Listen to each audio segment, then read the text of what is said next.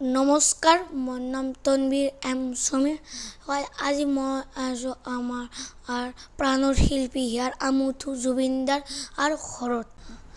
আৰু যিহেতু সকলোৱে জানে, গোটেই বিশ্বখন জানে, অসম বুলি নহয় গোটেই বিশ্বখন জানে, আমাৰ জুবিন দা আমাৰ মাজত নাই আৰু বহুত দুখ লাগিছে তো।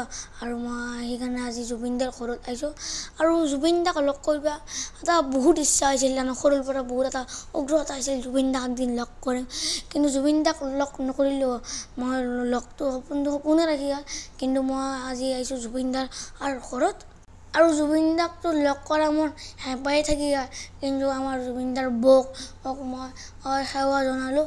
আৰু বৌক তাৰমানে কেনেধৰণৰ অনুভৱ কৰিছে ভাবকচোন।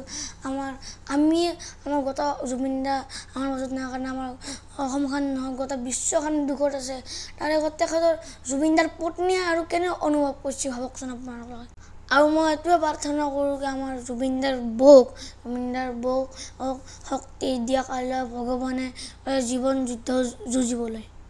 আৰু এতে মই বুলি নহয়, এতিয়া সকলো মানুহৰ দুখ লাগি আছে আমাৰ যিহেতু জুবিন দা নাই।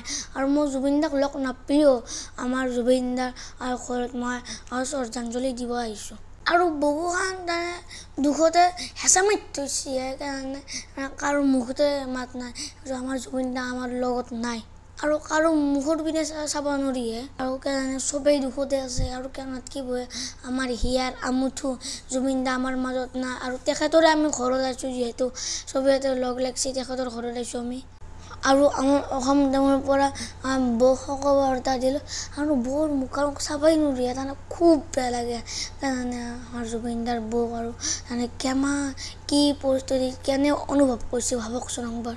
মই শ্ৰদ্ধাঞ্জলি দি কেনে আৰু একবাৰ সোনাদাৰ লগত গ'লোঁ।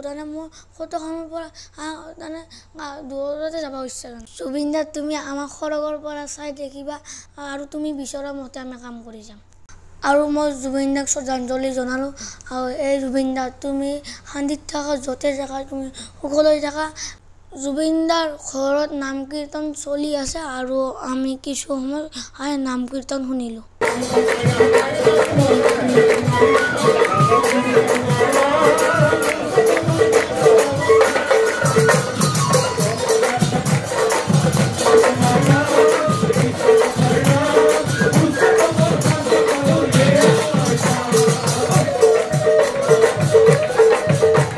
জুবিন দা তুমি আমাৰ আদৰ্শ আৰু তোমাৰ আদৰ্শৰে আমি এই নতুন প্ৰজন্ম আগবাঢ়ি যাম। আৰু ৰাতি বহুত হ'ল আৰু আমি ঘৰলৈ উভতি যাব ওলালোঁ। আৰু বহুত দুখ মনেৰে যাব লগা হৈছোঁ ঘৰলৈ। কিন্তু ইয়াৰ পৰা যাব ইচ্ছা নাই, কিন্তু বহুত ৰাতি হ'ল না, যাব লাগিব ঘৰত। জয় জুবিন দা, তুমি অমৰ হৈ থাকিবা।